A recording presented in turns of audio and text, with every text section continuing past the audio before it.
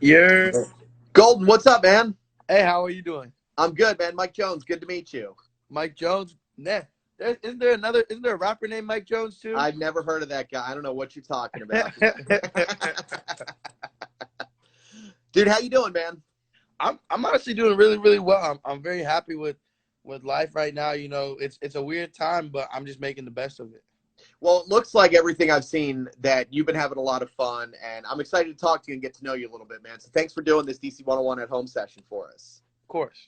Where are you at right now? I know you were in San Fran for a bit. Are you in LA right now? Yeah, so now I'm back in LA. Got this Airbnb with my producer Omer, and we're just cooking up, making this the best album possible.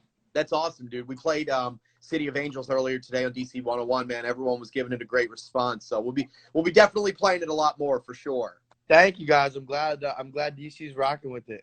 Absolutely, dude. It's interesting to see I guess this will be like your first foray into the alternative rock side of things with City of Angels, though, because your other stuff, I was listening to it. I was like, man, my man's got some range, some talent. You got a lot of things going on in that mind of yours for sure.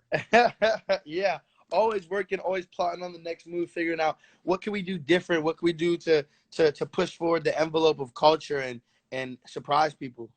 Absolutely. Like, are you a guy that doesn't believe in genres, Gold? Like, are you Yeah, just, hey, here's my music. This sounds good. I just want to put it out there.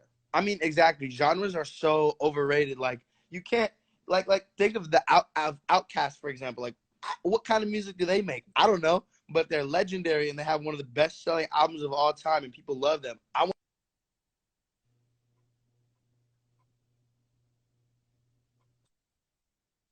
That's all right.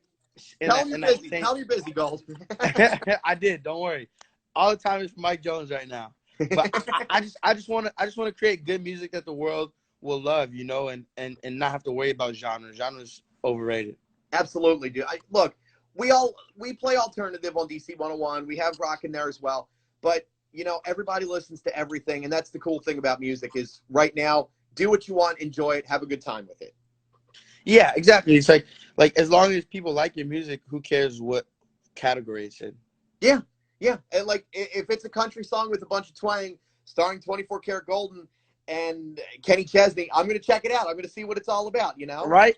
That's I don't that's know. not actually a bad idea. I don't know if you're ready to go down the country road just yet, but who knows? Maybe one day. I don't, you know, Old Town, Lil Nas X, he ran for us. You know, he opened the doors for all young black country artists coming into the game right now. Dude, I can picture you in a cowboy hat and denim jacket right now, Gold. I can see it. So, a lot of people might not know your story. And so, what I've learned, I didn't want to learn too much because I want to hear it from you. But grew up in San Francisco, loved music since you were a little kid, got into it in high school, and your first crush was Reese Witherspoon. Is that correct? Yeah, yeah, Okay, that's that's it. that's facts. So, give us the 24K Golden story then. Tell us all about yourself, my man. I'm interested to hear. So last place we left off was Reese Witherspoon, right? So I was probably like 4 or 5. You know, from there it was just kind of growing up in San Francisco.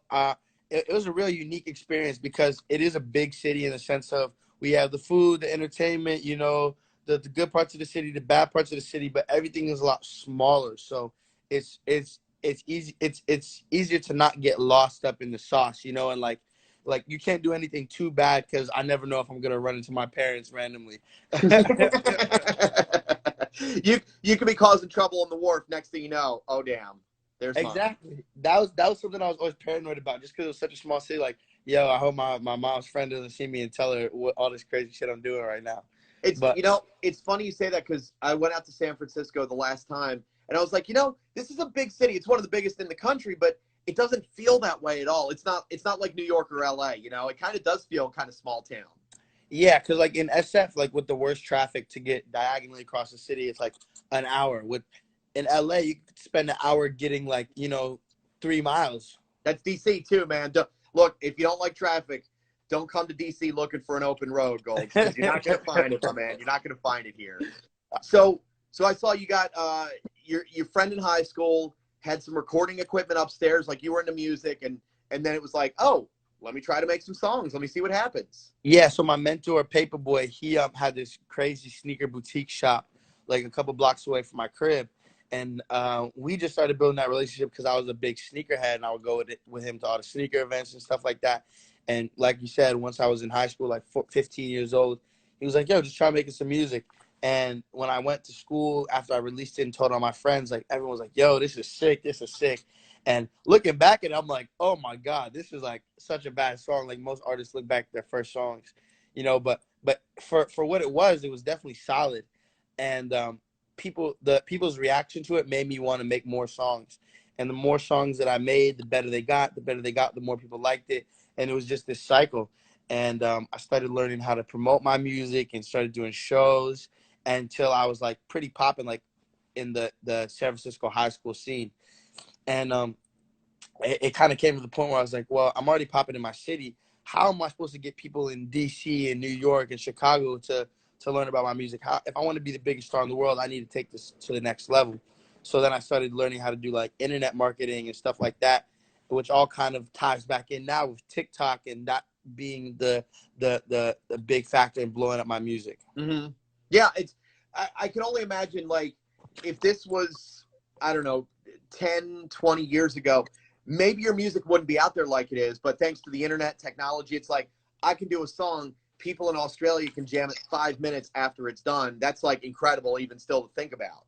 Yeah, it's like I'm really grateful that I did grow up in this internet era, because the internet has killed a lot of the traditional rules. There's not really gatekeepers in the sense as much anymore.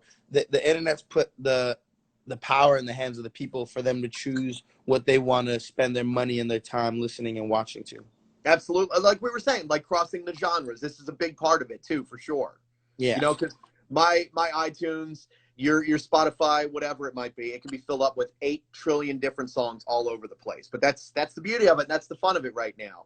Yeah. So when you were doing those first shows, they were in high school, like you're 15, 16 doing shows at first? Yeah, my first ever show was at like this Spring Fest thing that we did at my high school, and it's like all the different clubs and cultural clubs go out and sell food, and they have this catwalk above, like slightly above all the food vendor stuff in the courtyard that kind of looks like a stage. So Paperboy came to school. We were throwing out Dream Team T-shirts. That was the name of the boutique shop, and I did like 3 songs. And that's smart, man. Got to market. Got to market. It was over. Exactly. That's right. You got to give to get.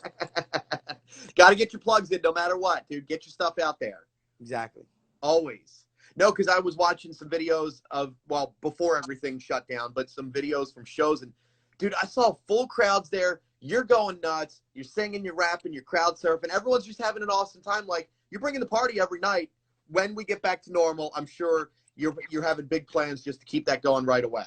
Oh, yeah, because performing and touring is definitely one of my favorite parts of this lifestyle I've chosen. Like, seeing, all right, you got 100,000 people listening to you in this city versus going to that city and seeing those people recognize you in the streets and come to the shows and realizing how much of a personal connection that they have with you and your music, despite us never meeting before. That's the shit that keeps me going. The fact that I'm able to positively affect people's lives without even knowing them. Absolutely, man. It's like, I can be standing there and this is everybody. You can stand there in a crowd of 17,000 people or whatever, but it's just you and the band, you and the musician, me and Golden. That's it. It's just whatever it is. I've decided to buy a ticket to see you and to see everyone you're with perform that night. So that's why music is so special. Just one of the many reasons. Yeah. Yeah. And just like looking out over the crowd and like making eye contact and just seeing like the love and the appreciation and the joy in their eyes. Like, that's special. You don't get that feeling from anything else.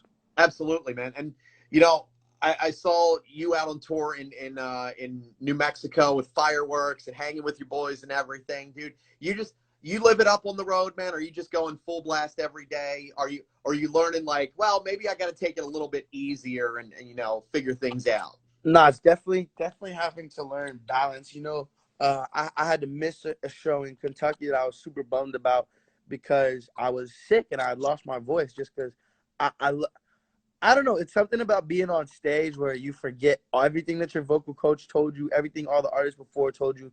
And I just go so crazy and I put so much energy into each show. It's kind of hard to recover each night. So I'm learning how to balance. You can't do a show and then go to the club until 4 a.m. and then drive for 6 hours and then expect to do just as good of a show the next day. No, not at all, man. But I get that because like, just being there on the side of a stage, watching so many bands now that we're very lucky that we get to do that as DJs and everything. But just seeing that, I feel that energy, and I can only imagine when you have a microphone, when you got the music playing, and thousands of people going nuts right in front of you. It's like you're in another dimension. Yeah, yeah. That's awesome, dude. So what about your golden advice, man? I gotta get some golden advice from the man himself because I saw the love video, which was hilarious, dude. You got some good love advice, man. You got some things figured out that an old man like myself, it's taken me a long time to come to those realizations in life. So how are you so wise, young one?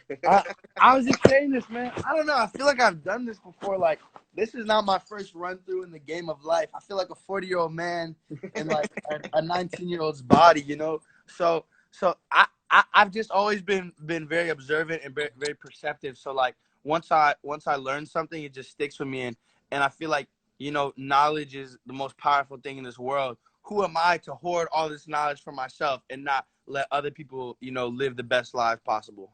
You should really, dude, you should do this once a week. I mean, the video was great. If you went live and just had people giving them golden advice, might be something there, dude.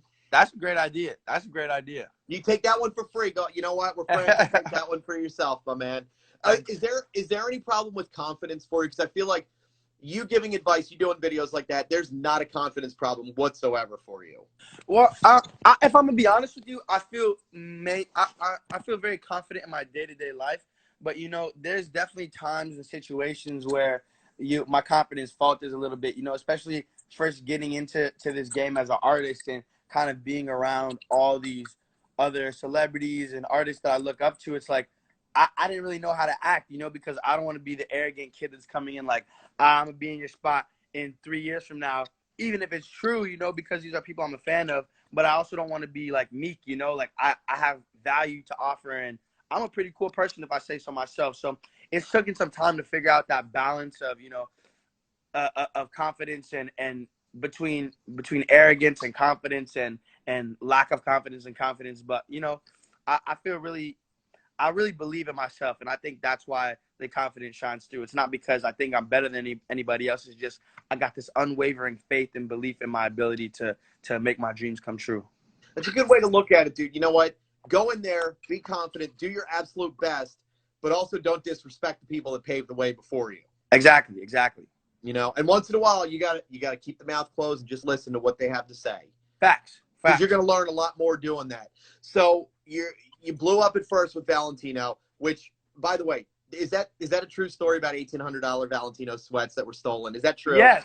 And this was before the song even blew up. I was like, yo, if I literally put the song out like a day or two before Rolling Loud, and 3 days later, I'm rocking these stolen Valentino sweatpants. I'm like, I might have been onto something right here. All right, for everyone watching, please don't steal sweatpants. You're not supposed to do that. That was just unless you're giving them to me. Just a line in a song for 24kGoldn. That's it. But so you did that. You had games on your phone and dropped out of college and a lot to lose. I mean, the EP has a lot of great songs. We just got City of Angels going now. So what's going to be next, man? I know plans have been derailed kind of, but you're in LA, you're working hard. So what are you focusing on, and what's the timeline for you?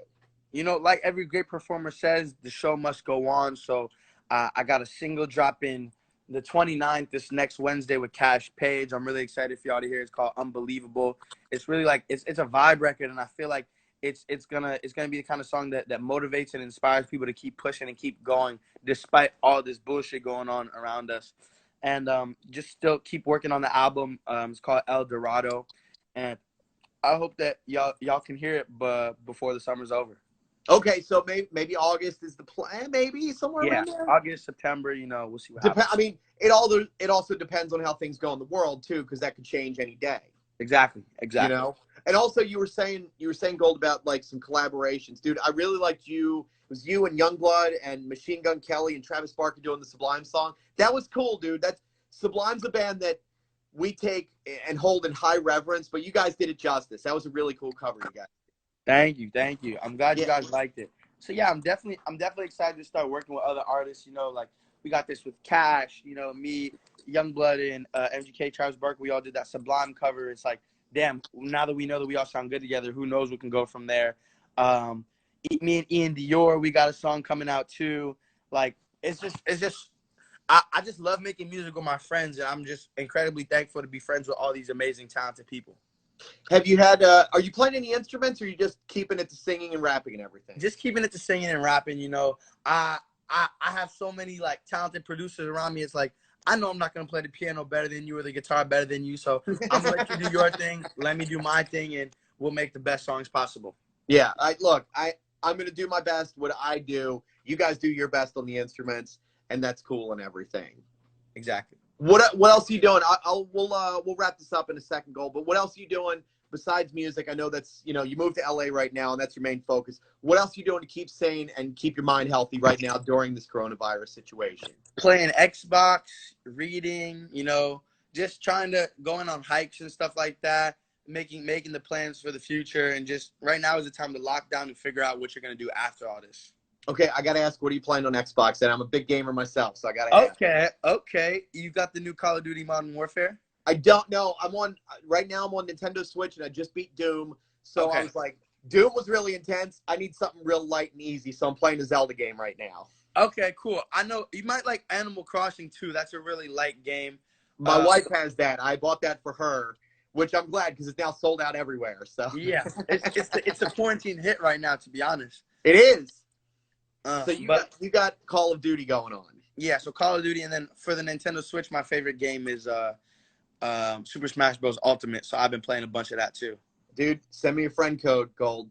Come on. Oh, I don't know. You might hate me and never play my songs again. No, man, no. Because when I whip you, then you're gonna be embarrassed. All right, we'll see about that. Who's your character on Smash? Inkling. Okay, all right. And I'm just putting this out there in case anybody's watching. I'm the best Super Smash Bros. Ultimate player in the music industry, okay? Any challengers, y'all need to hit my DMs and then exit them promptly because you're going to leave crying. Have you played against other musicians? Like, who else have you played against? I played against, like, Skizzy Mars. I beat him. I played against Wave, beat him.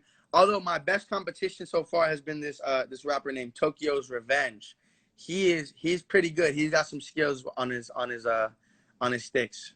Okay, because that'd be awesome if once we're done with all this nonsense, if we could have a Smash tournament, that'd be awesome. That'd be fine. I would love to do that. Gold, what else? Where can we find you on socials and everything? Tell everyone watching. This has been a lot of fun, dude. So I want to make sure everyone's hitting you up and all that. Yeah, I appreciate everyone that's been watching. Make sure to follow me on Instagram, Twitter, TikTok, YouTube. My name is literally the same everywhere. 24kGoldn, no E. The E was already taken. Whoever got that E, man, you lucky. That's all right. It's your thing though, without the E, so it's all exactly. Right. It's your deal. I made it It's cooler without the E, anyways. That's right. Just like that rapper Mike Jones. I don't know who he is, so it's me. Gold, is good meeting you, man, and hopefully I'll see you here in DC a lot sooner than later. This has been a lot of fun, bro. So you take it easy, all right? Yeah. Appreciate you, Mike. Have a good one. Thanks, man.